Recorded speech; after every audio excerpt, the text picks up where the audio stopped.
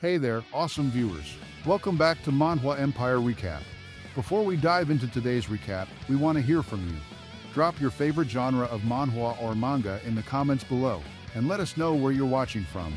Your feedback helps us bring you the content you love. Now, let's jump into today's recap and explore the incredible stories we have for you. The person only sees one perspective, leading him to believe the novel isn't liked by many, but in reality, it might just be overlooked or misunderstood by others. Contemplating why his post-apocalyptic survival story hasn't garnered attention, he ponders the complexities of navigating a devastated world. Even though his work comprises more than 3,000 chapters, the lack of viewership makes him doubt its appeal and wonder if anyone would actually take the time to read it. After spending more than 10 years immersed in its pages, he finally finds himself at the climax of the story, ready to uncover its conclusion. At long last, he glimpses the final segment awaiting him, signaling the culmination of his journey through the story's twists and turns. Unbeknownst to him, he had been the sole person reading for the past 10 years, a solitary explorer in the realm of literature. Unexpectedly, occurrences depicted in the book begin to materialize in reality, such as a train coming to an abrupt halt, blurring the lines between fiction and existence. As anxious travelers surround him, he begins to wonder if the events unfolding around him are mirroring those of the novel he's read, although deep down, he remains skeptical of such a possibility. Although he's unsure, he can't help but grin, finding the situation too amazing to believe. Recalling the story's events, he suddenly understands that the fictional universe is becoming real. He stands at a distance, witnessing the gradual obliteration of the city, feeling a profound sense of helplessness and sorrow as its once vibrant streets crumble into ruins. Two swords clash, their collision creating a brilliant glow that illuminates the battleground, symbolizing the clash of opposing forces in an epic struggle for dominance. Engulfed in the midst of conflict, the force of their clash sends shockwaves of disorder rippling through their surroundings, disrupting everything in its wake. He defensively ponders who his opponent really is, questioning their motives and intentions, wary of any potential threat they might pose. In the midst of their ongoing conflict, he inquires about their identity, yet receives only silence in return, leaving him bewildered and uncertain amidst the chaos. Gearing up for a comeback, he readies himself as chaos reigns around him, gathering his strength to face the impending challenge head-on. With a grin spreading across his face, he eagerly looks forward to showing who he really is, filled with excitement and a sense of anticipation. In the real world, he's anxious about finishing the last part of the book, because he's not sure what's going to happen. With eager anticipation, he readies himself to finally delve into the long-awaited conclusion of his journey. With a serious expression, he begins the last chapter. Finally, he clicks the link to read it. Unaware, he's the sole reader who will know the world's epilogue. This is the omniscient reader's viewpoint. As he reads the novel, he's really focused on what's happening in the story. The book mentions 3 ways to stay alive in a messed up world. Even though he might not remember everything, one thing is clear. Because he's reading it now, the main character will make it through. And that's how the story wraps up. The person reading the novel couldn't believe that they reached the end of the final chapter. He keeps scrolling on his phone, searching for more chapters because he can't believe it ended the way it did. He concentrated on the end of the world. He's still staring at his phone, pondering why the novel ended like that. You can see disbelief written all over his face as he processes the story. His name is Dokja. He often says it means the only son in a family or reader, presenting himself in this manner to others. But often, people misunderstand when he introduces himself. Once, someone asked if he's an only child, not realizing he meant his name. Confused, they asked what he meant. Holding his employee ID, you can see his full name as Kim Dokja. His father gave him that name so he could live as a strong man even if he's alone. However, because of his father's peculiar way of naming, he lived an ordinary life as a lonely and unmarried man. He's 28 years old, having graduated from a third-rate rural university. Currently, he works as a contracted worker for a major company's subsidiary. His hobby is reading novels on his way home from work. But today, his commute feels a bit different from the usual. He worries he'll get lost in his phone at this rate. Suddenly, a woman approaches him. He recognized her as Yu Sanga from Human Resources. With her long, silky blonde hair and cute face, he couldn't help but fix his gaze on her. Dokja greeted her with a hello. Sanga asked if he was on his way home, to which he answered affirmatively. In return, he asked her the same question. Sangha took a seat beside Dokja and mentioned how lucky she felt that the department manager was away on a business trip today. Dokja froze in his seat. He never imagined he'd encounter Sangha, the most popular woman in their company, on the subway. In his mind, he couldn't stop thinking about how nice she smelled. Sangha asked Dokja if he always takes the subway home. Dokja couldn't help but think about how his deputy manager Kang from HR and finance manager Han, along with other men in their company, would often offer to drive her home every evening. With a sigh, Sangha told Dokja that someone had stolen her bicycle. Shocked, Dokja asked if she came to work every day by bike. Sangha confirmed this, explaining that she had a lot of overtime lately and was lacking in exercise.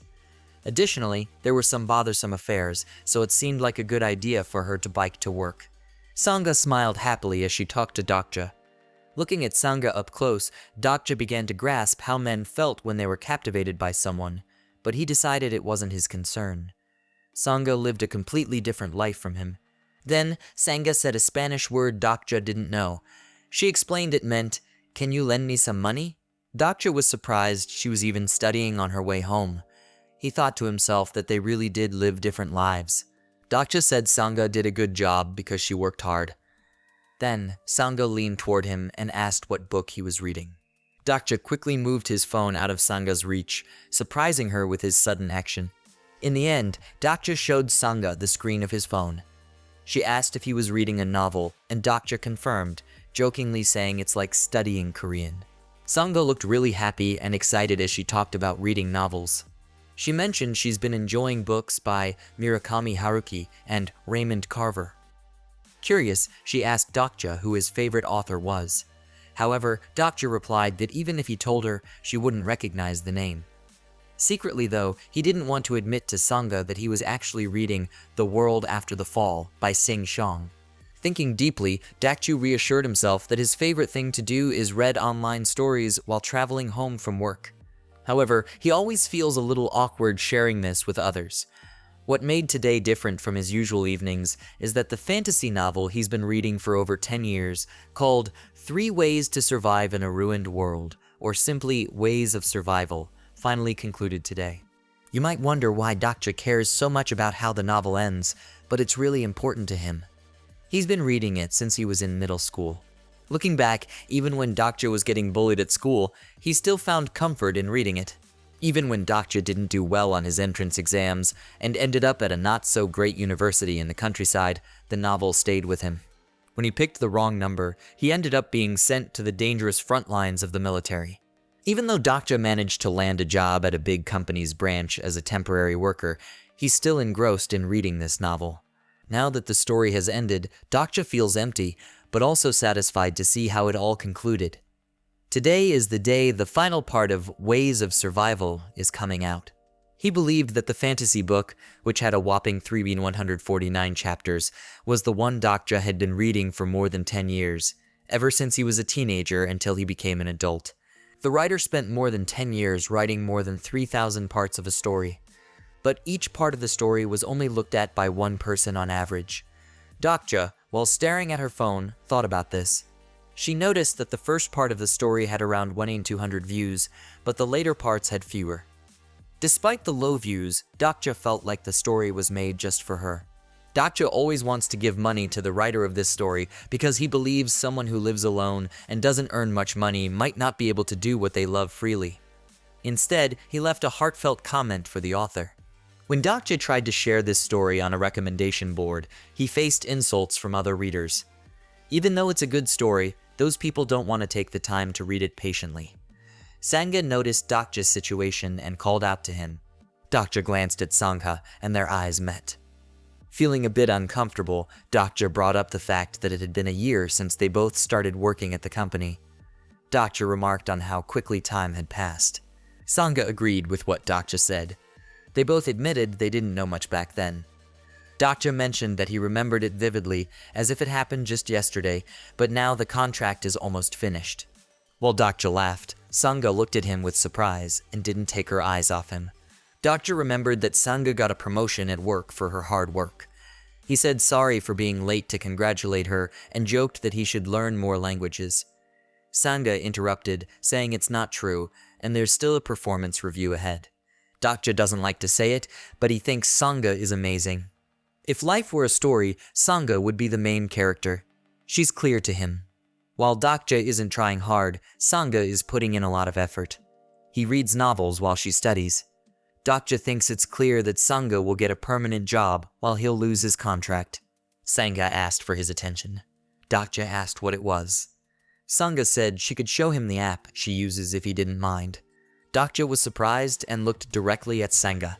Lost in his thoughts, Dakja wonders if his life was like a different type of story, maybe one with magic and adventure instead of just everyday life. He wonders if he could be the main character in that kind of story. Dakja and Sanga is still in the subway. Sanga waited for replies and then called out for Dakja's attention again. Dakja finally replied to Sanga, saying that even if she shows him the app, he doesn't think it will make any difference. Dakja affirmed to himself that the genre of his life is unmistakably realism, and that within this genre, he is not a protagonist but a reader Dakja. Surprised by what Sanga heard from Dakja, she stared at him with respect, saying that it's the life of a reader. In Sanga's mind, she finds Dakja's words really intriguing. Dakja, not fully understanding what Sanga means, asks her to explain. Confidently, Sanga stands up, tightly clenching her fist, declaring that she lives a pure and noble life. As she looks at Dakja, Sanga says she'll try to be more like him and stay committed to her principles. Meanwhile, Dakja privately thinks that things are starting to move forward, but not exactly as he hoped. All of a sudden, Dakja's phone made a noise. He glanced at it, curious about who was calling. Then, a message popped up on his screen. At that moment, he had no idea who had sent it. The message simply said, "Thank you." Dakja pondered over who could have sent him such a message, wondering if it might be the author of Ways of Survival. Dakja replied to the message, wondering if it was the writer Nim who sent it. The person who sent the message said they finished the book and thanked him. They also mentioned winning a contest. Dakja couldn't believe he was actually texting the writer of his favorite book, especially since it had won a contest. Dakja messaged author Nim to say congrats and asked about the competition's name. But author Nim replied that it wasn't a well-known competition. He also mentioned that the novel would soon start making money. Author Nim then told Dakja that monetization would begin when the epilogue was uploaded that day. He also wanted to send Dakja a special gift to thank him and asked for his address. Dakja was surprised and asked why he would send a gift. The author explained that it was a way of saying thank you because the story had come to life and become something real. Dakja was amazed that he was talking to the author. He couldn't believe that Ways of Survival actually won a contest. He thought the author had lied because they said it was unknown, which made him feel embarrassed. Dakja was thinking about whether the author would give him a special cultural gift, like a gift card. He also mentioned that receiving 50,000 won would be great. Then he got a new email. Dakja checked his email and found the gift waiting for him. The message said that monetization would start at 7 p.m. tonight. Right now, it's 6:55 p.m., so Dakja still has 5 minutes left before it begins. Dakja feels happy. He opened his phone and went to his My Favorites folder. Then he paused, looking at the screen. Dakja looked at his phone and saw a message saying that the novel he wanted to read wasn't there. He found it strange and wondered if the novel had been deleted to make money without telling the readers. Dakja and Sanga are sitting next to each other in the subway. It's still dark and sad around them. All of a sudden, there was a loud noise in the subway, and Sanga is curious about what caused it. It looks like something's wrong with the subway train. Sanga felt worried and scared, so she put her hands on her face. The subway isn't working right, like there's something broken. Some people are yelling and thinking it might be a terrorist attack. The passengers' faces showed they were worried. They were trying to hold on to something to stay calm and balanced. Everyone was scared and confused about what was happening. The subway stopped suddenly and smoke was coming out because it crashed. Dakja checked his phone and wanted to know what happened recently. He asked if Sanga was okay and reassured her that there wasn't anything to worry about and it wasn't too serious. Watching his phone, the time went from 6:59 p.m. to 7 p.m. Dakja was staring at his phone when he saw the clock change, and suddenly he knew it was time to monetization. All of a sudden, someone starts talking to the passengers. Others are telling everyone to leave quickly. But calmly, Dakja and Sanga stay in their seats. Feeling really scared and worried, Sanga asked Dakja what's going on, but Dakja didn't know either. Suddenly, a scary light appeared and shone in Dakja's eyes. At the subway door, there was a strong force that broke it, letting in a bright red light. Everyone inside got scared and tried to protect themselves. Dakja was surprised by what was happening and looked at the upcoming situation with concern. Everyone was surprised when they heard the news. The free service of Planetary System 8612 was stopped. They said that the main story begins now. Right then, Dakja understood that his life's plot had suddenly shifted. As soon as the strange creature showed up, someone shouted that it was a dakibai. Dakibai are creatures from old Korean stories. Some folks think of them as Korean goblins, but they're a bit different from what you might expect. Dakja couldn't believe that the subway would stop frequently on the tracks, but the scene from a familiar novel kept coming to mind. Sanga also found it hard to believe and doubted the existence of dakibai, a Korean mythical creatures. Dakja, taking Sanga seriously, asked her to repeat what she said. For Dakja, something happening seemed completely impossible. He never thought it could happen. But now, everything he believed in is starting to fall apart. The part of the story keeps popping up in his mind. What's happening now is just like what happened at the start of the story, and he can see it happening right in front of him. All of a sudden, a bright light shining from the door is catching everyone's eye right now. Dakja and Sanga were standing by the door, trying to figure out what was happening. They looked puzzled and confused, constantly questioning what could be going on. Suddenly, a small, adorable creature appeared before them. It had sharp fangs and a horn on its body, a dakibai. Dakja was so surprised that he couldn't speak. He just stared at the dakibai in disbelief. As everyone stood in the crowded subway, they were completely bewildered by what they were witnessing. It was like something out of a fantastical story, except it was happening right in front of their eyes, blending fiction with reality seamlessly. In the midst of the chaos, the dakibai, a mystical creature, was speaking, but its words were a jumble, leaving everyone utterly perplexed. Some couldn't even wrap their heads around the fact that such a creature could exist, expressing their disbelief by remarking on its ridiculous appearance. For Dakja, he's in a pretty serious situation, but it seems like no one around him really gets how big of a deal it is. He's pretty sure he's dealing with a dakibai, which is a creature from a novel he's familiar with. In that story, these dakibis cause all sorts of trouble and chaos. Dakja's feeling pretty shocked by what's happening, so he keeps checking his phone, hoping maybe it's just some crazy mistake. But nope, things are still pretty wild. Nobody else seems to understand what this dakibai is saying.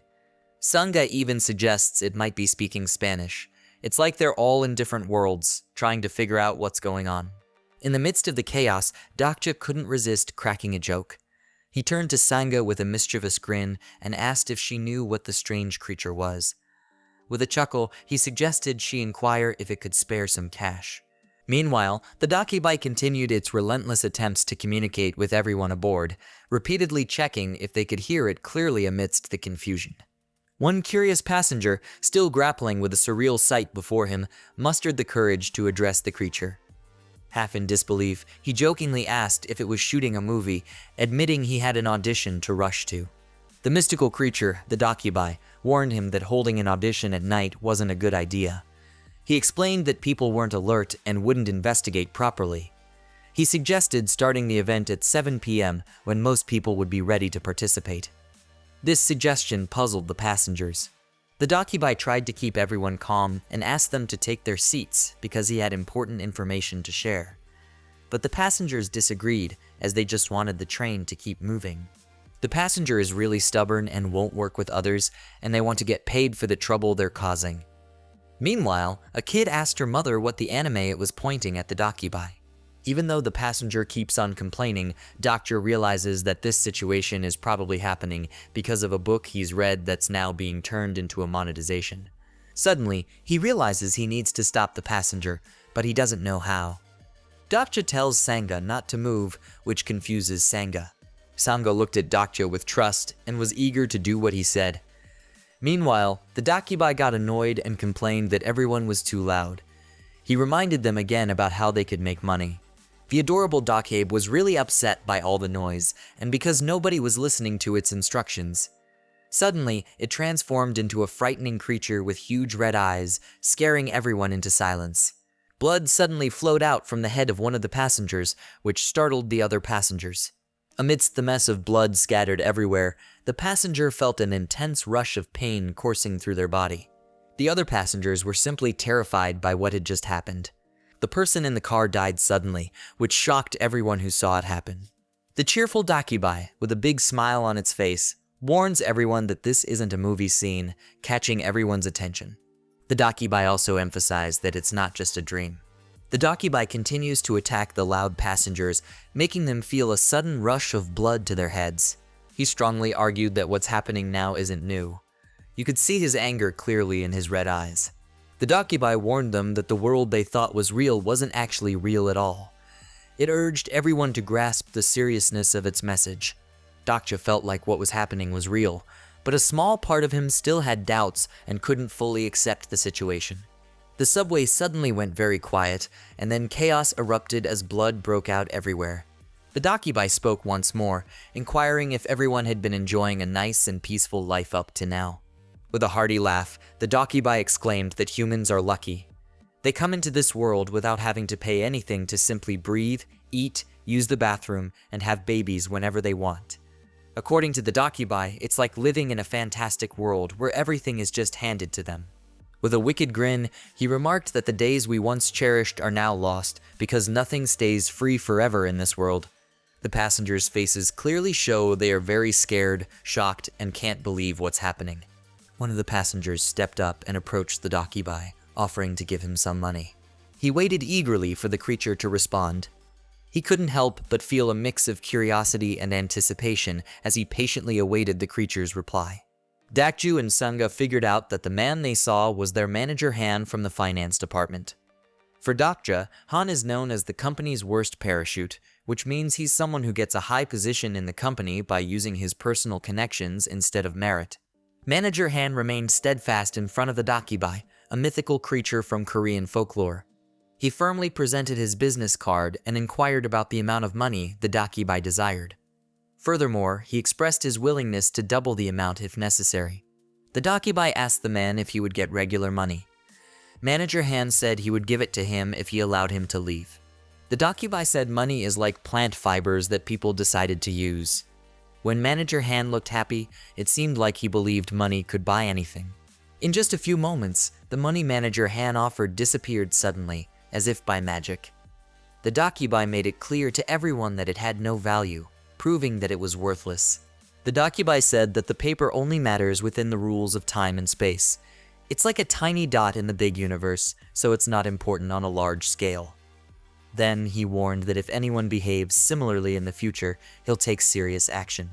In a shocking voice, the Dakibai warned that if people keep talking nonsense, more deaths will happen. He stressed that he had already explained it many times and suggested that it would be quicker if they just made money and saw the truth for themselves. The Dakibai's horn started glowing brightly, and he soared upwards, leaving the passengers amazed and astonished by his magical flight. The Dakibai then announced that I7623 channel is open and the Constellations have entered. Everyone was completely captivated as they watched a status window suddenly appear. One person seems confused, while the other is feeling excited. Dakju can't believe that what's happening is actually real. He's struggling to understand and accept the reality of the situation. Looking at the status window, he saw a message pop up telling him that the main part of the story had started. Dakju received a task called Proof of Value, where he has to end one or more lives. The quest is a big one, marked as Main, but it's rated as easy with a difficulty level of F. He's got only 30 minutes to finish it. If he succeeds, he'll earn 300 coins, but if he fails, he faces death as a consequence. The Dakibai extend their wishes of good luck to everyone. They hope that fortune smiles upon each person, bringing them success in whatever they do. And he added to receive a beautiful story out of this quest. Suddenly, the Dakibai disappeared, leaving everyone shocked and bewildered. After the Dakibai vanished, everyone on the subway train was shocked and unsure of what to do next. Sangha, feeling terrified for her safety, quickly dialed the police for help. Despite several attempts, there was no response from the police. Dakju approached Sangha and urged her to stay calm. With a solemn expression, Dakju asked Sangha if she had ever played the game created by the development team, where the world faced destruction and only a handful of people survived. Sangha was surprised by his question and felt puzzled. Dakju gently placed his hand on Sanga's shoulder, trying to comfort her, and then he began explaining his belief to her, that their reality is actually a game. Sangha found this idea hard to accept. She couldn't wrap her head around the notion that their lives were governed by the rules of a game, where following those rules was crucial for survival. Dakju tried to persuade her that understanding and adhering to these rules was essential for their survival. In that moment, Dakju was brimming with determination to emerge victorious from the game, while Sangha remained visibly confused and fearful, her emotions written plainly across her face. Suddenly, Dakju's memory was jogged by the sight of the Dakibai extending its long antennas. The Dakibai was merciless, disposing of those who couldn't finish their tasks, leaving their bodies strewn about like garbage in the compartment. A passenger trembles, drenched in blood, overcome with fear. In her seat, an elderly woman prays fervently, clinging to hope for survival amidst the chaos. It's hard to accept, but it's all too real. There was this guy who wanted to open a door. He thought the best way to do it was by using a hammer. Dakju was absolutely certain that the novel he'd been reading for 10 years, Ways of Survival, was now happening right in front of him, for real. Dakju was still deep in thought, pondering over what he needed to do to stay alive in this unfamiliar world. His mind wandered to the tasks he had to complete, known as the proof of value. While they were still on the subway train, one of the passengers advised them to stay calm. One passenger spoke up loudly in the subway, grabbing everyone's attention. He urged them to pause their activities. After ensuring that everyone had settled down, the man asked for their full attention. He explained that during a national disaster, even minor disturbances could lead to significant loss of life. He declared his intention to take charge of the situation. Some passengers questioned the man's authority and urged him to stop messing around. In response, he revealed his military identification, aiming to prove his identity. By displaying his military ID, the man revealed himself as an army lieutenant from Unit 6502. Many passengers, including Dakja, found it hard to believe. The lieutenant pulled out his phone and showed everyone a message he got from his team earlier. The message said that there's a big problem and all the soldiers need to come together fast. Someone on the train got really mad and asked the soldier what's happening. But the soldier said he's been trying to reach his team with no luck. Then, they asked him about the government, wondering why they're not doing anything. The soldier said sorry to everyone and explained that he's just a regular soldier and doesn't have a direct line to the government. Some passengers started doubting if he could handle the situation. But for Dakju, something else stood out. He couldn't believe it was a national disaster, and he was even more surprised to hear the name Lieutenant Lee Hyun-sung. Dakju couldn't stop thinking about the man in front of him. He had a feeling he knew him from somewhere, even though they had never met before. The man's name, Lee Hyun-sung, seemed familiar, etched deep into Dakju's memory. Lee Hyun-sung, a lieutenant in the Korean army known as Steel Sword, was an essential character in the story Ways of Survival. Dakju felt frustrated by the strange turn of events. He couldn't believe that a character from a novel had seemingly come to life before him. The man's mannerisms and speech mirrored exactly what was described in the book. Suddenly, he stumbled while gripping his phone tightly. He tried hard to recall if Lee Hyun-sung was introduced similarly in the novel. However, he was certain that as the only reader of the book, the lieutenant wasn't introduced like this. So, he began to wonder why this scene was unfolding differently. Dakju was frustrated trying to find the novel on his phone. He couldn't recall all the details. Suddenly, a fellow passenger interrupted, saying the Prime Minister was delivering a speech about a Level 1 national disaster. Sangha kindly offered her phone to Dakja so they could watch the news together. The Prime Minister announced that unidentified terrorists were active in parts of Seoul. The government pledged to use all resources to combat them. Dakju had expected the topic of terrorism, but hearing it directly from the Prime Minister felt absurd. Passengers were glued to their phones, watching the Prime Minister's speech. Speculation arose about why the Prime Minister, not the President, was speaking. Some even suspected the President might have been assassinated. As the passengers argued and some suggested the news was fake, Dakju firmly believed it was true. Suddenly, a loud bang interrupted the Prime Minister's speech, startling everyone. The Prime Minister was fatally shot by unidentified terrorists during his speech. On the blurry screen, people anxiously awaited to see who attacked the Prime Minister. The attacker seemed angry. Out of nowhere, the Dakibai appeared, explaining the situation to everyone. The Dakibai, its face twisted with anger, emphasized that the issue at hand wasn't as simple as terrorism. Passengers on the subway, including Dakja and Sangha, were shocked and frightened as they watched the news. The Dakibai was frustrated that people still weren't grasping the seriousness of the situation, likening it to a game when it was anything but. He pointed out that, according to the country's data, citizens were adept at gaming. Suddenly, the Dakibai ramped up the challenge level of the game, leaving Dakja feeling even more overwhelmed. Then, a timer appeared on the screen showing 24:22, and the countdown began. The time left is getting shorter and shorter. Now, there are only 10 minutes left, and everyone is anxious about what will occur when the timer runs out. The Dakju, who had a task called Proof of Value, originally had 30 minutes to finish it. But suddenly, the time limit was updated to 10 minutes. Time keeps ticking away, and now it's down to just 10 minutes. Then, the Dakibai added an extra consequence. If the initial task isn't completed within the next 5 minutes, everyone in the carriage will lose their lives as an additional penalty. Each passenger, now fearing for their lives, turns to the army lieutenant for guidance on what they should do next. Sangha was really scared that something bad might happen to her, so she sought solace and comfort from Dakju. Dakju, lost in his thoughts, realized that the situation unfolding was just like in a novel he had read before. However, despite this prediction, he couldn't shake off the feeling of unease creeping over him. He then remembered the character Lee Hyun-sung, who had already made an appearance in the story. But Dakju couldn't help wondering why the other character hadn't shown up yet. From what Dakju could recall, this character should have appeared by now. Suddenly, one of the passengers looked back with fear written all over their face.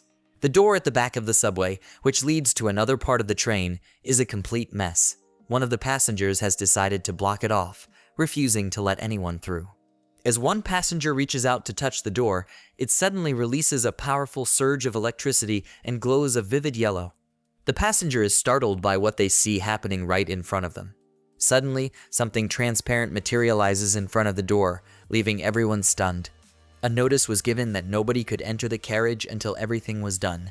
The Dakibai kept streaming live and mentioned that exciting things were happening in some spots, with more to come in others. Next, the Dakibai said they'd show what might happen if nothing changed in the next 5 minutes. Screens flashed, showing students in their seats for everyone to see. One of the passengers was shocked by what they saw. The passengers noticed the uniform from Tipung Girls' High School. Suddenly, the students started shouting in intense pain. The Dakibai announced that the time limit had ended, and now it was time for payment. Dakju and Sangha felt puzzled, not knowing what would come next. Dakju, realizing the impending danger, shut his eyes tight, unwilling to witness what was about to unfold. Suddenly, the students found themselves under attack, facing a brutal fate. In a desperate attempt to survive, some of the students ran towards the door, hoping to escape. Despite their efforts, it seemed that escaping their fate was impossible. Passengers on the subway watched in horror as the students faced a terrifying ordeal. Some of them couldn't help but imagine that a similar fate could befall them. In the school, something terrible happened. One of the students was strangled.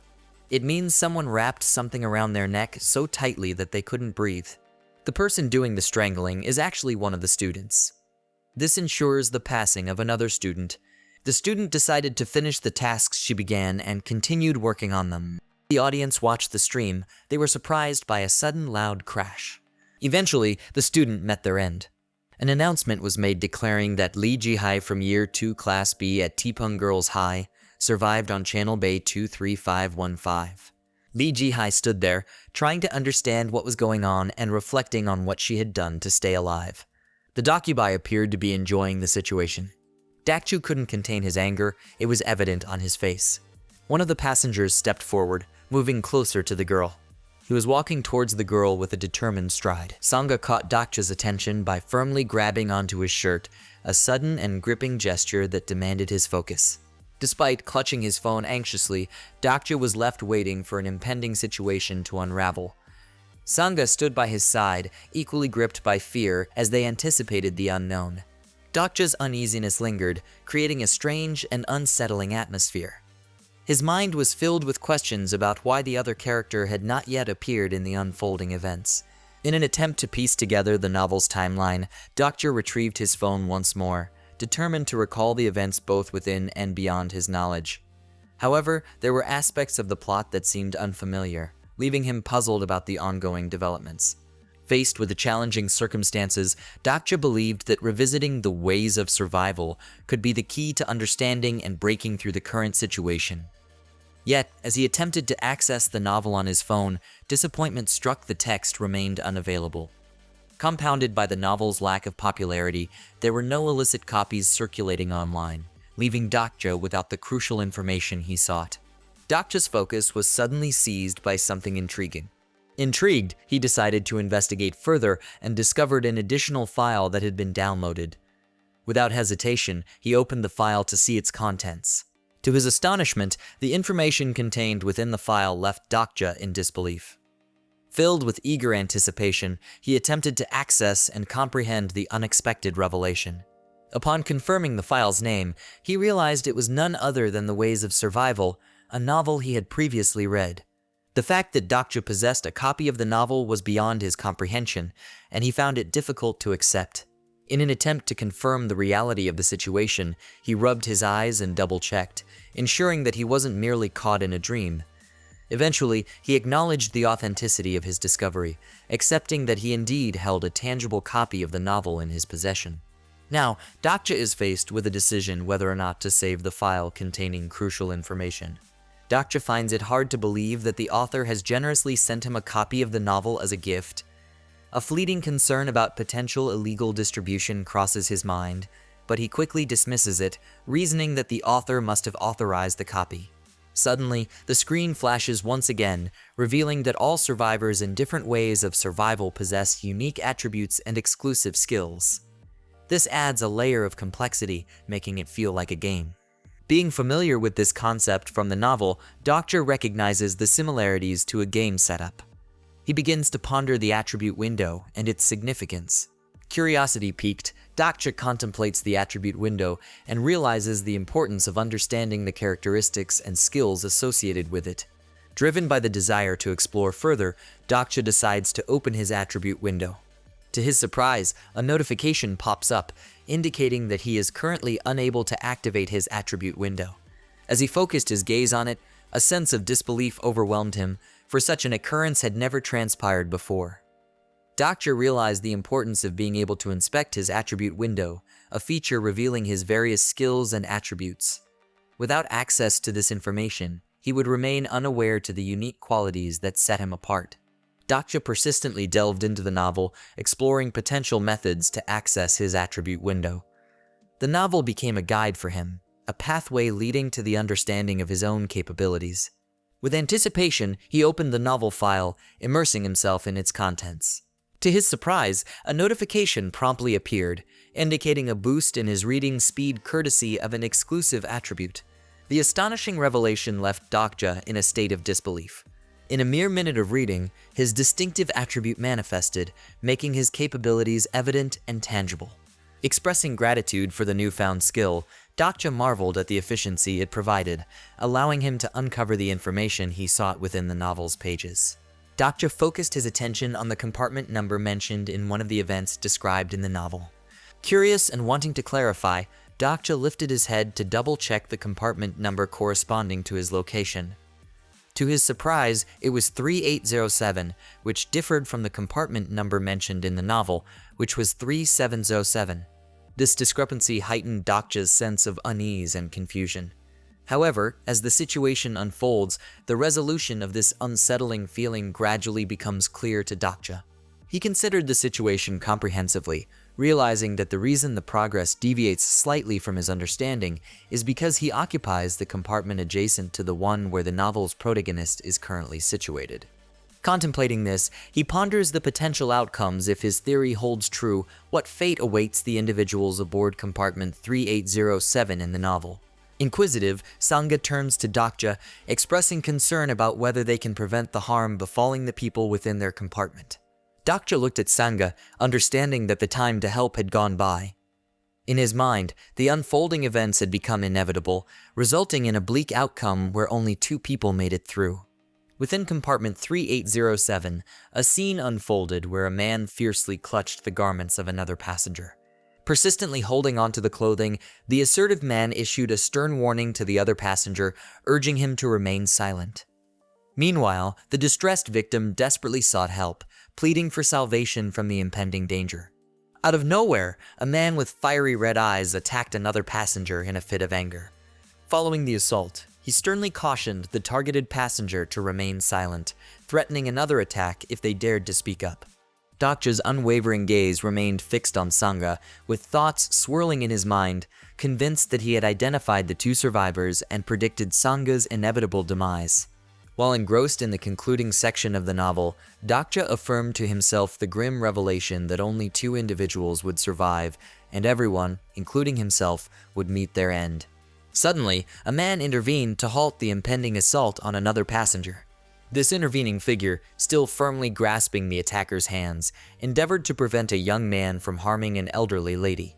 To the astonishment of both Sangha and Dakja, the person who intervened and put a stop to the chaos was none other than manager Han Mungo.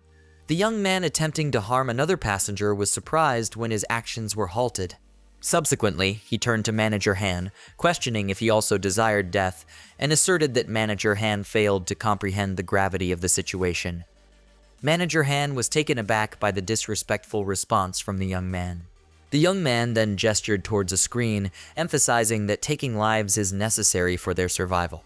Expanding on this, he conveyed that the military would not intervene to rescue them. Despite further attempts to clarify that choosing to kill someone was imperative, Manager Han struggled to grasp the young man's perspective. Persisting, the young man stressed the urgency of selecting a person to sacrifice, all while still holding on to the elderly woman's clothing.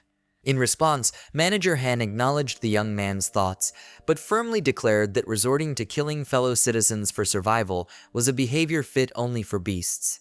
However, in his perspective, the current rules and norms don't quite fit the unique circumstances they find themselves in. The existing conditions are not within their ability to change. Their survival hinges on eliminating others. Under such circumstances, it becomes understandable if they resort to taking another person's life. For this young man, the world he once knew has come to an end, and the emerging new world demands a new set of laws. This individual, Kim Namwoon, stands out for his remarkable ability to quickly adapt to the challenging environment of ways of survival. He played a pivotal role in challenging the established order, urging everyone to actively participate rather than passively observe. By questioning if they are willing to face death merely as spectators, he forced others to confront the harsh reality of their situation. In that moment, Kim Namwoon shattered the passengers' vague and wavering moral compass. The concept of morality became insignificant to them as they abandoned any lingering concerns about it. The pressing need for survival overshadowed any doubts they may have had. Lee Hyun-sung found himself growing increasingly frustrated with the present circumstances. Despite acknowledging their current helplessness and the absence of alternative survival strategies, he couldn't shake the feeling that something was fundamentally wrong. Suddenly, a vivid memory of the Dakubi's warning resurfaced in Dakja's mind. The Dakubi had cautioned that if the initial death failed to occur within the next 5 minutes, the consequences would be catastrophic, resulting in the demise of everyone present. In that tense moment, Dakja's mind harked back to a particular paragraph from the novel. The scene described a collective act similar to executioners simultaneously pulling a lever, illustrating a shared responsibility for an unsettling outcome. The reason behind this collective action became apparent: a deliberate choice to remain ignorant of the identity of the prisoner's executioner. The group seemed united in their decision, perhaps driven by a desire to avoid personal accountability or the discomfort of knowing who had carried out the fatal act. Dakja found himself in the role of a passive observer, merely spectating as events unfolded, similar to the way he had read about this part of the novel. The unfolding drama left him with a sense of detachment, as if he were a mere bystander in the unfolding narrative. It's like he's standing in a different place, merely watching everything unfold from afar. In the story, the initial casualty is an older lady whose identity remains a mystery. If Dakja decides to alter the course of events using the information he gained from the novel, he could manipulate it for his benefit. However, he grapples with the ethical dilemma of whether it's morally acceptable to simply witness her demise without intervening. Dokja was filled with intense anger as he tightly gripped his phone, his emotions boiling within him. Suddenly, Sangha found herself on the verge of approaching the woman, driven by a concern for the safety of the elderly lady. Dokja quickly intervened, stopping her in her tracks, and earnestly warned her against making impulsive decisions that could lead to her untimely demise. Sangha was deeply aware of the gravity of the situation, and this understanding ignited a strong surge of anger within her. Despite this, Dokja persistently tried to dissuade her from taking any action. In this moment, Dokja pondered the idea that even though the type of story they're in has shifted, Sangha continues to radiate brilliance just like before. Nevertheless, the individual with the power to alter the course of events in this narrative is not Sangha, as she does not occupy the protagonist role in this realm. He requested Sangha to stand still and hear him out just this one time, promising not to bother her afterward. This surprised Sangha, making her both curious and intrigued about what Dokja had in mind. Dokja found himself in a situation where he had to get involved earlier than he intended. Even though it wasn't part of his original plan, circumstances forced him to take action. Sangha, worried about Dokja's safety, decided to watch from a distance. Dokja, despite feeling determined to stick to his plan, believed he wasn't standing his ground because he was scared of Kim Namwoon and the others. He didn't support their cruel actions. Dokja was just biding his time, patiently waiting for the right moment. Suddenly, a burst of energy flooded the compartment. Dokja, with a strong resolve in his gaze, advanced forward. Swiftly, he raced towards the front of the compartment where Kim Namwoon stood. In his relentless pursuit, his agility and speed became apparent. Recalling his mission, he held on to the thought of proof of value. With only 7 minutes and 32 seconds remaining, time pressed upon him to fulfill the task. Dokja dashed quickly toward Kim Namwoon's group, creating a thick trail of smoke behind him. People who crossed his path couldn't help but wonder about the source of the mysterious smoke. Dokja swiftly approached Kim Namwoon with an angry expression on his face. Kim Namwoon, on the other hand, looked both surprised and frightened by Dokja's sudden and intense action. Dokja bumped into Kim Namwoon when he was approaching towards him. The people in the vehicle were shocked by how strong the crash was. They never expected Dokja's strength, and it overwhelmed them completely. Smoke-filled compartment number 3807. Kim Namwoon found himself struck and bewildered, unable to comprehend the sudden impact he had experienced. Frustration welled up within him as he grappled with the aftermath of what Dokja had seemingly inflicted upon him. While it might appear that Dokja had pushed him in an attempt to rescue an elderly woman, there was more to Dokja's intentions than just that noble act. The true purpose behind Dokja's actions extended beyond the surface, revealing a deeper motive that Kim Namwoon was yet to unravel. Kim Namwoon and his crew were collaborating to harm the elderly woman. Meanwhile, Dokja is searching for something important, when something caught his attention. He noticed a kid wearing a plastic bag around his neck. He approached the boy and firmly took hold of his shoulder. He mentioned that he was going to grab the bag hanging around his neck. Once he received it, he snipped the rope tied to the object and, in exchange, handed the boy something else. Out of nowhere, Dokja yelled, making everyone stop what they were doing. He warned them that even if they harmed the elderly woman, it wouldn't guarantee their survival. The travelers were taken aback by his words, unsure of what he was trying to convey. Dokja is resolute in his determination to assist and support others in overcoming challenges and making it through difficult situations. He gave them advice on what actions to take. He wanted to know what they should do if the old woman passed away. He mentioned that if she did, they would fulfill the initial requirement for the first murder, buying them some time to figure things out. The people on the journey were unsure about what he had just spoken, and their confusion lingered, making them feel puzzled and uncertain. Dokja carefully thinks about the given directions. According to IMP, everyone in the group needs to take someone's life.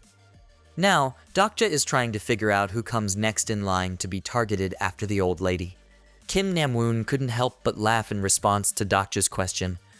The question was amusing or caught him off guard, and his reaction was a light and cheerful chuckle. For Kim Namwoon, it doesn't matter who has to die. With a cheerful laugh, Namwoon mentioned that their next target would be Dokja. However, Dokja didn't appreciate what Namwoon had just said. Dokja said he expected Kim Namwoon to act that way. However, Dokja continued explaining his plan. He wanted to convince them that survival didn't require risky bets or resorting to murder. This intrigued the passengers, including Namwoon. Dokja explained the special rule.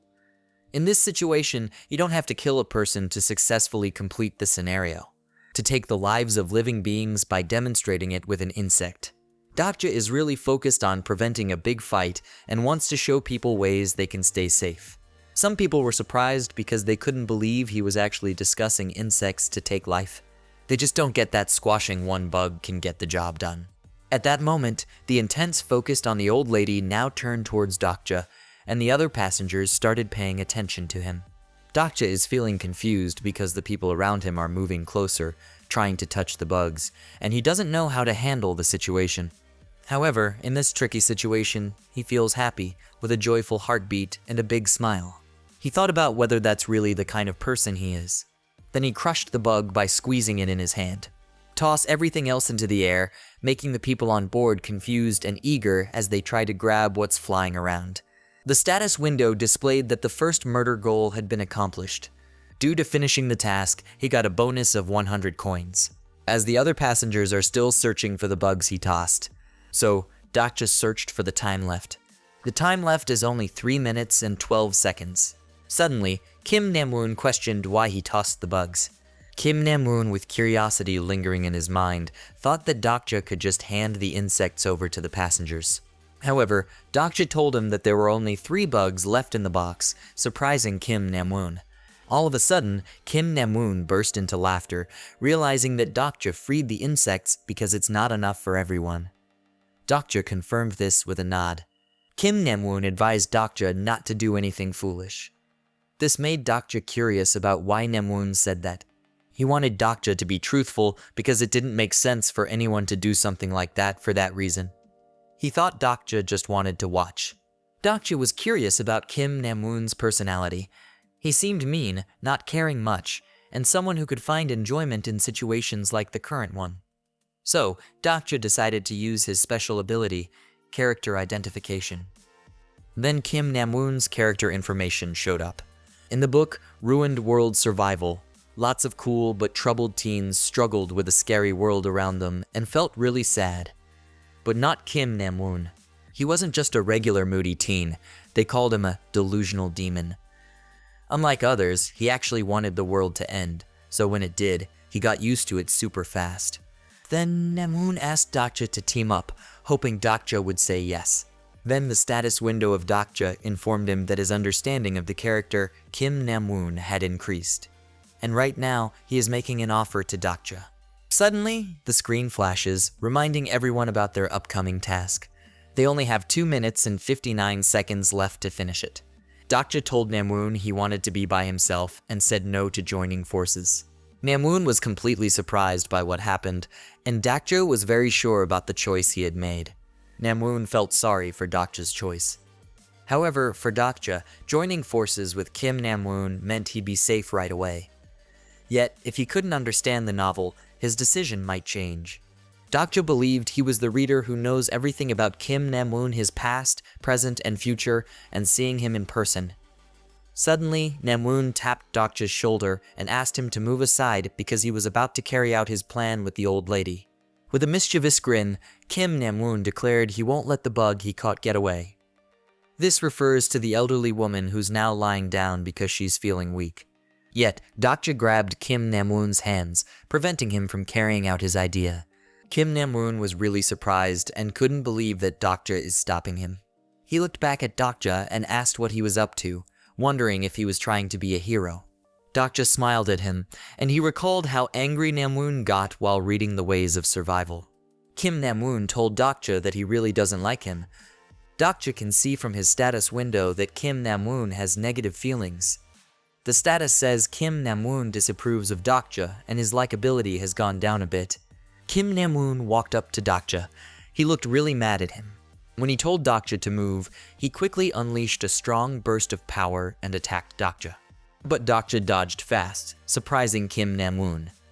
Dokja saw the attack coming and was ready for it. Kim Namwoon struck him again, hitting his arms. Dokja figured out that Kim Namwoon used a special skill called Chunimyu. Dokja was surprised when he saw that Kim Namwoon could already use his skills.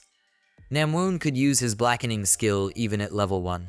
As Kim Namwoon kept on hitting and attacking Dokja, Dokja managed to dodge the strikes. However, he was truly surprised by the impressive skill he was seeing.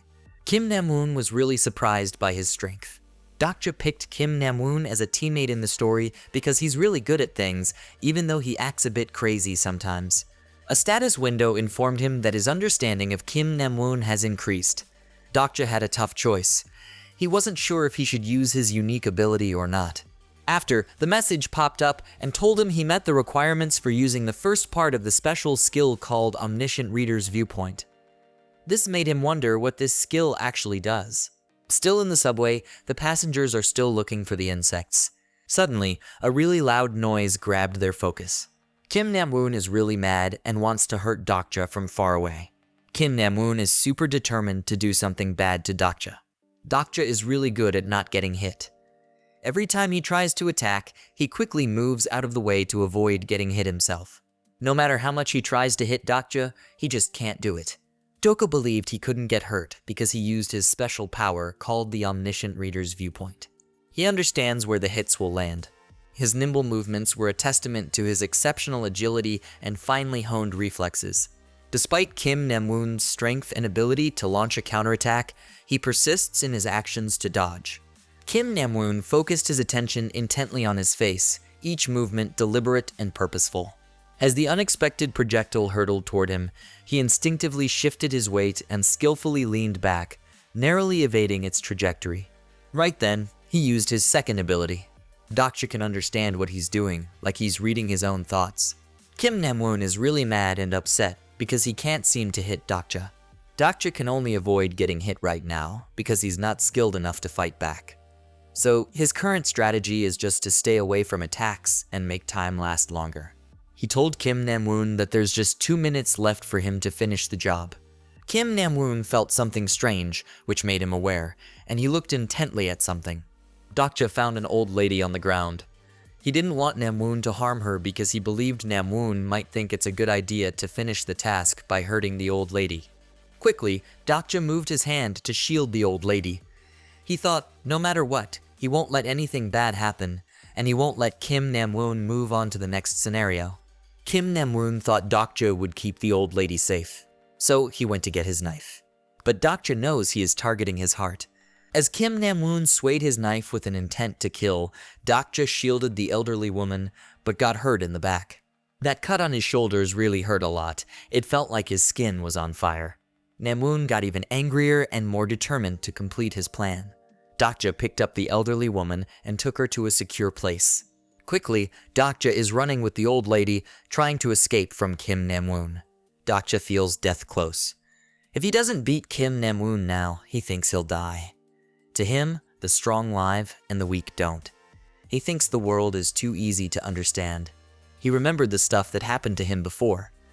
Life has always been tough, with stronger people taking advantage of the weaker ones. And that part has become even clearer. He said he'd be strong like metal to make it through. When Kim Namwoon came close, he told him he couldn't escape and wanted to complete what he began because time was running out. But Dokja is trying to figure out how to get extra time. Dokja got up and talked to Kim Namwoon. He asked if insect eggs count as lives. Kim Namwoon thought it was a silly question. He gripped a bug in his hand and told Kim Namwoon the answer. He squished the bug and said, yes. Dokja got extra coins and rewards because the insect eggs were destroyed. But then Kim Namwoon was confused and asked why he should care. Suddenly, Kim Namwoon moved ahead to fight Dokja. Later, a pop-up window wanted to know if Dokja wanted help with a coin tutorial. He said no and put his coins into making his body stronger. Dokja's body got much stronger. Before, his physique level was just 1, but now it's 10. This means his body durability increased a lot. Namwoon hurt Dokja by poking him in the chest with a knife. He tried to bury it deep. But Namwoon got shocked because his stab didn't hurt or go deep into Dokja's chest. Namwoon asked Dokja how it happened. Dokja explained that when grasshoppers are ready to have babies, they lay more than 100 eggs at once. Even so, Namwoon couldn't quite understand what Dokja was getting at. Then Dokja explained to Namwoon that it would be Namwoon who would perish, not Dokja himself. It is now less than 1 minute left to complete the scenario. He continued to relentlessly attack Dokja, not letting up or stopping. He felt frustrated because no matter what he did, Dokja kept avoiding him at every turn. Dokja excitedly waited for the remaining time to pass. And finally, the time limit has run out and the payment settlement will begin. An announcement was made saying that there are 5 people who survived in the Bulgwang Line train, specifically in compartment number 3807 of train Thyri 434. Suddenly, the Dakibai appear out of nowhere, pleased with what just happened in the subway where Dokja is located. He really wanted to find out what happened and was excited to learn more about it. Not long after, the Dakibai came to the other compartment 3807, and the aftermath of the chaos was clear to see. Dokja stood there, unwavering, awaiting further instructions. The 5 survivors from compartment 3807 stood together, showing their strong determination to survive. The system confirmed that the main scenario number 1 called Proof of Value has been successful, and there were 5 people who survived. Lieutenant Lee Hyun-sung is one of them. Yusanga, who was worried, also made it. The boy who aided by Dokja, Lee Gil-young, made it too. Manager Han Myung-go, who helped out when things got tough, also survived. But Kim Nam-woon didn't make it through the first part. And the 5th survivor is Kim Dokja. Before the payment settlement started, Kim Nam-woon pleaded for help. But Dokja wondered why he should be rescued. Kim Nam-woon explained that everyone's life matters. Yet, Dokja reminded him of what his past words about the rules of the old world. Kim Nam-woon said before that a new world needs new rules. Desperate, Kim Nam-woon begged for mercy, grasping Dokja's clothes, saying he didn't want to die. Time ran out, and the payment settlement commenced. Kim Nam-woon was executed for failing the scenario. In that moment, Dokja realized he was no different from Kim Nam-woon. He might have rescued everyone who survived in their section, but he didn't feel bad about letting others die. And it made him wonder why. Dokja seemed calm, like he was just reading a story. The system gave more details about his recent kills. He had killed a total of 124 living beings, 1 as grasshopper, and 123 grasshopper eggs. Dokja inspected his hands, puzzled why they were clean. Then the system told him his coin rewards were halved because he killed non-aggressive creatures. The coins he used to level up were automatically taken away, leaving him with only 3 500 coins from the initial 6,200. Moreover, because of his many killings, Dokja got the mass murdered award, and she got 300 extra coins just by finishing the scenario. Everyone in compartment 3807 was worried about what would come next. Now the train is chugging along, and they're hoping to finally head home. But what they didn't know was that one world had been destroyed, and a new one had taken its place. Looking out the train window, they could see snake-like monsters battling each other. Flames burst forth, turning the scene into a battlefield. Sangha and Manager Han were shocked by what they saw outside. On the flip side, the Dakibai are really impressed by it. And Dokja is the only one who reads the book and understands that the world is going to end, while the train kept going on its tracks. The dragon is getting closer to the train where Dokja and the other person who survived are. Then suddenly, the train stopped moving. Sangha and Manager Han are concerned about why it stopped. They can see outside the window a big snake monster known as Ichthyosaur, sometimes called sea serpent. Lieutenant Lee Hyun-sung feels worried about what kind of creature they're seeing. Dokja, however, stays calm. In ways of survival, the scenarios are seen as the most important things in the world. As long as they're protected by it, no creature will attack them. Dokja is the only one who knows this.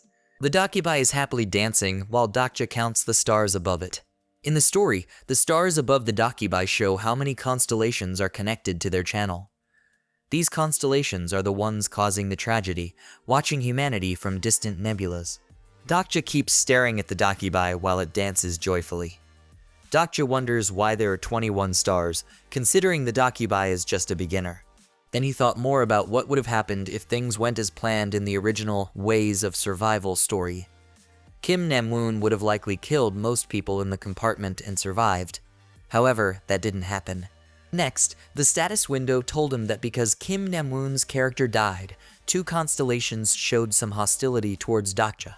Some of them were really mad because they thought it was a mistake that Dokja killed Kim Nam-woon. Then they were told that there's an unexpected scenario check and that payment settlement would be delayed. They were asked to wait a bit. Dokja, still holding the knife, found it amusing that the constellation preferences were showing up. He felt like the story was really starting now. Then Dokja realized that he used to be the one watching them through the novel he read, but now their roles had switched. But not all constellations were angry with him. Some actually admired Dokja and gave him 500 coins as sponsorship. Dokja was lost in his thoughts, hoping that whoever was watching him would be satisfied because they would eventually pay with their lives for observing him. Suddenly, Sangha tried to get his attention. He looked at Sangha, surprised to be interrupted from his thoughts, and then called out her name in response. Standing up, he apologized to Sangha for not being able to save the old lady. Sangha was about to ask Dokja something, but she stopped and simply thanked him for saving her, which surprised Dokja. Sangha assumed that Dokja threw the bag to her to kill the bug and clear her own scenario, but Dokja said it was just a coincidence. He assured Sangha it wouldn't happen again. Sangha felt nervous and bowed her head. She worried about what was happening, but Dokja trusted her intelligence and knew she understood his intentions. He felt guilty for choosing to save some people, knowing it meant others would die. He didn't feel deserving of any gratitude. Then the Dakibai spoke to everyone, pleased with the number of people who survived. Dokja was still adjusting to their circumstances. He felt surprised by the 5 survivors, though he had hoped Lee Hyun-sung would be among them due to his strength and agility. Then he glanced over at Lee Gil-young. That's the boy he quietly passed the other bug to. Lee Gil-young was still amazed that he was alive. Remembering the chaos, he, being just a kid, never thought he'd make it. Then Dokja caught his attention and grabbed his shoulder. Surprised by Dokja, he stared at him closely. Then Dokja asked if he wanted to stay alive. Dokja wasn't showing sympathy, but rather he felt it was hypocritical. Dokja suggested they stick together. This kind act from Dokja impressed some constellations, who rewarded him with an extra 200 coins. For Dokja, it didn't matter if it was deserved or not. He just wanted to survive. Sangha and Hyun-sung were puzzled by this. Dokja's strategy was to catch the attention of these constellations, knowing they could be useful in future events. Manager Han Myung-go suddenly asked Dakibai if they would be set free. Among all the survivor, he is truly a human with lots of luck. He asked to go free because he felt they met the conditions. But then, the Dakibai questioned if he truly wished to leave, pointing out the scary events beyond the train. Dokja puzzled over why the rich manager was taking the subway home. Outside, chaos still reigned with the snake serpent, terrifying everyone. The Dakibai's words made Manager Han nervous. He realized he couldn't just leave whenever he pleased. The Dakibai kept talking, saying they didn't expect much from the group, yet they managed to pass the first scenario. He joked that even bugs proved they deserved to survive. He said that as a first reward for their hard work, they were given the chance to have constellations support them. He was surprised by how the survivors reacted. He thought they would be happy about the reward. But nobody knew what constellations or sponsorship meant except Dokja, so it wasn't surprising that they didn't understand. The Dakibai explained more that they were currently weak. If they joined the upcoming scenarios in this weak state, they would be killed right away. However, there are powerful and kind beings in the universe who feel sorry for them and want to help. Everyone listened carefully, and Hyun-sung asked who these sponsors were. Then the Dakibai got annoyed because they didn't understand at first, so he showed them a screen to explain what he meant. Then the system showed a screen labeled Sponsor Selection. Their job was to pick a sponsor who would be their reliable supporter. Dokja thought hard because there were 4 choices: Abyssal Black Flame Dragon, Demon-like Judge of Fire, Secretive Plotter, and Prisoner of the Golden Deadband. Suddenly, Sangha called out Dokja's name. She told Dokja that 2 strange options had appeared on her screen. Dokja admitted he didn't know either and advised her to stay calm, treating it like an aptitude test. Sangha then went ahead with selecting her sponsor. It's important to note that the support of the constellations is crucial in ways of survival. The sponsor selection is like a game where special beings from different constellations watch through the Dakibai's channels to pick a human they like and offer to support them by turning them into their incarnation. In Dokja's case, 4 constellations want to make him their incarnation. These constellations never reveal their real names. Instead, they give hints like Abyssal, Demon, or Garden for humans to guess who they are. Dokja thinks having 4 options is still pretty good, especially since the main character in the Ways of Survival novel got 5 offers at first. For Dokja, picking is easy because he read the novel. His first choice is the abyssal black flame dragon. This powerful entity leads a group of constellations called the Black Cloud. If Dokja becomes their incarnation, he'll get super strong attack abilities, which are crucial in the beginning of the game-like scenarios. But there's a catch. Using this constellation's power too much corrupts the mind. Eventually, the incarnation goes insane and becomes a dangerous killer. Kim Namwoon usually likes sponsors with a Chunabiyu attribute like the one in the original novel, so he wonders why this sponsor chose him. Deciding it's too risky, Dokja moves on to the next option, not expecting that he will get it. The second choice is called the demon-like Judge of Fire, which sounds really bad, but it's not actually a demon. Instead, it's a being that deals with things using fire, and it's called Archangel Uriel. Dokja thought someone picked this constellation as a sponsor. He thinks it's an okay option, but he's not sure yet, so he moves on to the third option. The next choice is called Secretive Plotter. Dokja was surprised by this new constellation. He couldn't recall ever encountering this option in the novels he'd read before.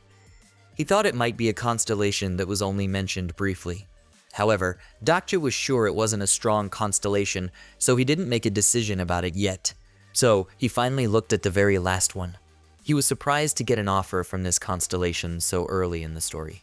The last supporter was named Prisoner of the Golden Headband. When he first saw the word prisoner, it seemed negative, but he knew he had to pay attention to the rest.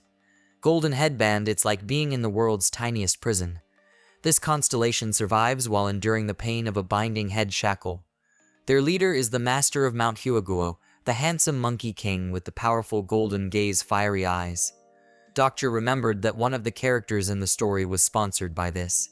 This constellation has the power to destroy hundreds of incarnations with one swing of a staff and can wipe out thousands of monsters with a single lightning strike.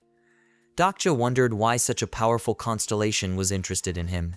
He considered choosing them as his sponsor. The 5 people who made it through are really thinking hard about what they should do because their lives are on the line. Dokja is struggling to decide which option is best, and he's trying to figure out if he could beat someone if he picks the last sponsor, the great sage, Heaven's Equal. Once everyone has made their choice, the sponsor selection process is finished. The Dakibai thinks that someone has made a really interesting decision when they've all picked their sponsor. Then, he tells the survivors to take a break while he goes to get ready for the next scenario. He promises he'll be back in 10 minutes. After the Dakibai disappeared, Dokja felt more determined to stay alive. When the Dakibai vanished, Dokja called everyone over. Lee Hyun-sung said he was a soldier and introduced himself to Dokja. Dokja replied with his own name, Kim Dokja. Dokja asked if Hyun-sung could reach his unit, but Hyun-sung said he couldn't. Dokja noticed Hyun-sung's strong grip on his hands, realizing he indeed is the tank character from the beginning of the novel. He then decided to take Lee Hyun-sung with him and make him as an ally. Then Hyun-sung thanked Dokja for saving him earlier. Suddenly, Manager Han tapped his shoulder and praised him. He introduced himself to Dokja, reminding him they knew each other from work. Dokja confirmed he knew Manager Han and called him by name. However, Manager Han corrected him, insisting on being called department head, but Dokja refused since they weren't at work. Feeling disrespected, Manager Han threatened Dokja not to come to work anymore.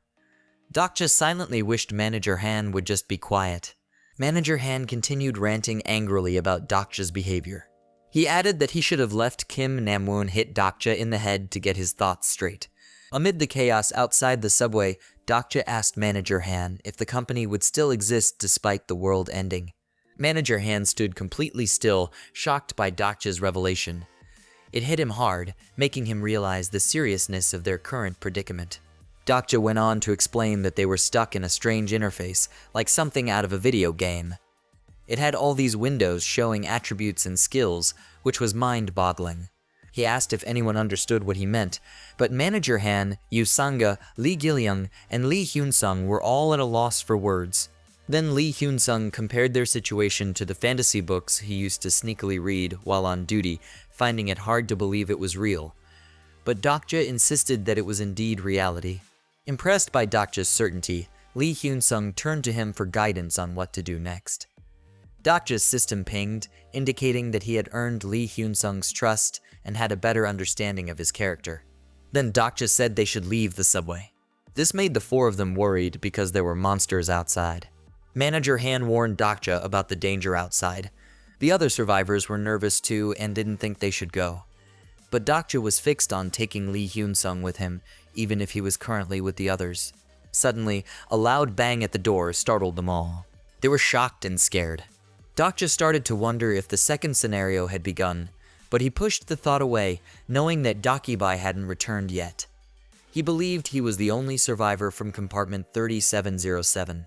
This made Dakja and Sanga both curious and anxious. Suddenly, Dakja's eyes widened as he realized who was approaching them. He felt worried about this man's arrival. Then, a memory from the novel he had read flashed in his mind. The person from compartment 3707 was the true protagonist. Dakja went over to Lee Hyun-sung and urged him that they needed to leave immediately. But Lee Hyun-sung hesitated.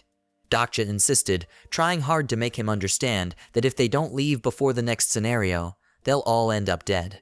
But Lee Hyun-sung argued back, saying they don't know for sure if the person on the other side of the door is an enemy. Then Dakja suggested that the person might be someone who survived by hurting others. He asked them if they really wanted to stick around someone like that. After that, Hyun-sung took charge of the plan to escape. He told everyone to look for a way out. Sanga discovered a door, but it wouldn't open.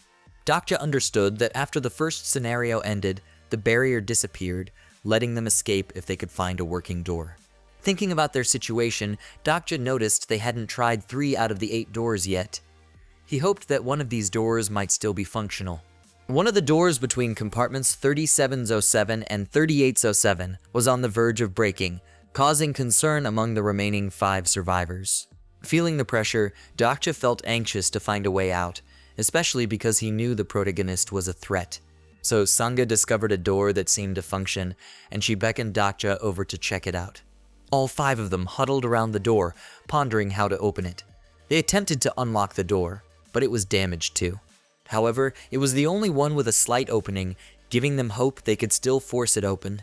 Dakja checked his coins, considering using them to boost his strength as he had done before. Yet he hesitated, realizing it was too risky to spend his coins so early in their journey. Then Dakja asked Lee Hyun-sung to show off his talent.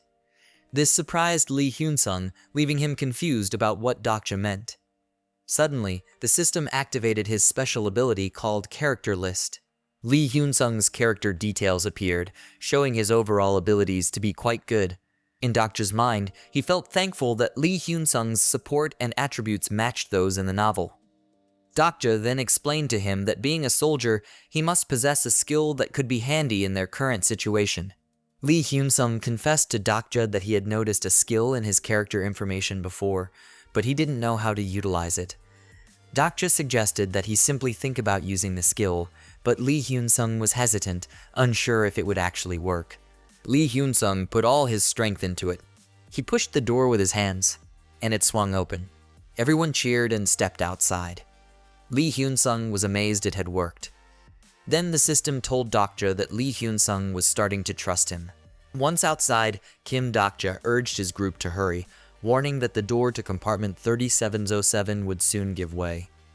But Dakja realized they had bigger issues to deal with. All of a sudden, their pursuit of running away halted, because the Dakibai appeared in front of them. He was really angry because they hadn't listened when he said not to leave. He also said he wasn't done getting ready for the next scenario. They were all shocked and surprised by the Dakibai showing up out of the blue. But then the Dakibai didn't care about what they did and said they were fortunate. Then the system told them that the second scenario had started. They're all staring at their screens, eager to learn more. The next situation is called Escape. It has a subcategory and a difficulty level of E. The challenge is to cross a broken bridge and reach Aksu Station within 20 minutes. If they succeed, they'll receive 200 coins as a reward. However, the consequence of failure is currently unknown. Dakja had anticipated this scenario. As they're about to begin, Sanga hesitates, sensing something amiss. The conditions mention a broken bridge, but the one they see isn't damaged. Dakja urges Sanga to ignore it and keep moving. However, Dakja knows Sanga is right. They got off the train too early, so the bridge isn't broken yet. In other words, it will break soon. Dokja sees this as cheating the scenario, but without bending the rules, they can't succeed. Lee Hyun-sung carried Lee Gil-young on his back and ran as fast as he could. Sanga was right behind them, also sprinting for her life. Dokja was sure they would make it through. But then, their attention shifted suddenly. Something in the water caught their eye. A creature was about to emerge from the depths. It surfaced, revealing itself to be an ichthyosaur, a massive sea serpent, more like a sea commander due to its size. Its mouth opened wide, showing off its large fangs, poised to attack at any moment. The serpent crashed into the bridge, intent on breaking it apart.